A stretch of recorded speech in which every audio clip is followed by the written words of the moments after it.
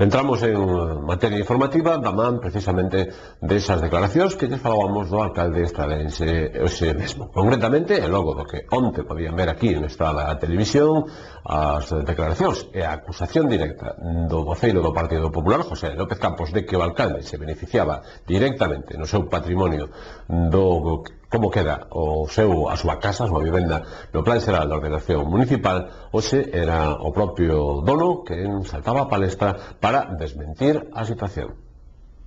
E isto é o que me parece máis lamentable. Ten información dabondo que sabe que realmente este desarrollo deste solo eu non teño nada, absolutamente nada que ver con él. Por lo tanto, me parece deleznable utilizar a mentira para sacar tallada política. Sobre todo cando nunca se fai ningún planteamiento de mellora do Plan Xeral de Ordenación Urbana. O único que se fai é tratar de destruir e utilizar este tipo de artimañas para sacar tallada política. É lamentable, por lo tanto, a actitud. É sabido de todos, e os medios de comunicación poden contrastar a información que dou eu, que evidentemente hai un promotor, que vou dicir quen é, Cubic, que ten unha gran importancia de bolsa de terreno nesa zona, nese suelo, e que entre Visier e os redactores e Cubic, pois, habían planteado desarrollar esa zona.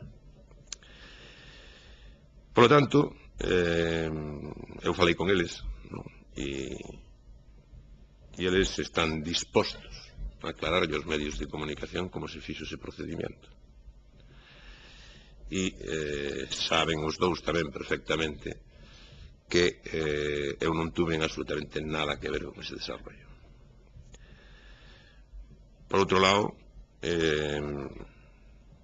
o propietario da edificación, que non vive na estrada, vive en Cuntis, estuvo ayer comigo manifestándome que evidentemente non tiña nada que ver cas informacións dese señor. Este propietario, habíamos tido conversacións antes e xa habíamos quedado en que presentase unha alegación e que a edificación esa pois quedaría fora de trazado de ningunha rúa. Para min me resulta sorprendente que se digan cousas que se din na prensa con todo a solemnidade, cando todo o mundo se dá conta de que son absolutas mentiras. Por exemplo, que o Concello paga a ordenación detallada. Mentira. Falso. E os medios de comunicación, e é moi fácil contrastar esta información, non hai máis que chamar aos redactores e preguntarlle si o Concello paga esa ordenación detallada. Que se diga que non hai ningún criterio técnico que non sea os problemas da miña vivenda. Ben, eu, sinceramente, prefería que aquilo todo fora solo rústico. É dicir, que se teño que escoller algo, preferiría que fora solo rústico.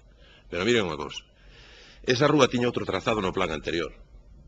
Eu non fixe ningunha alegación contra ese trazado. Ningunha. É dicir, que me servía aquel trazado, me sirve este, me sirve salvar a casa, me sirve calquer trazado. O único que non me sirve é que seamos tan rastreros e tan viles para utilizar este tipo de argumentación pobre contra nadie políticamente.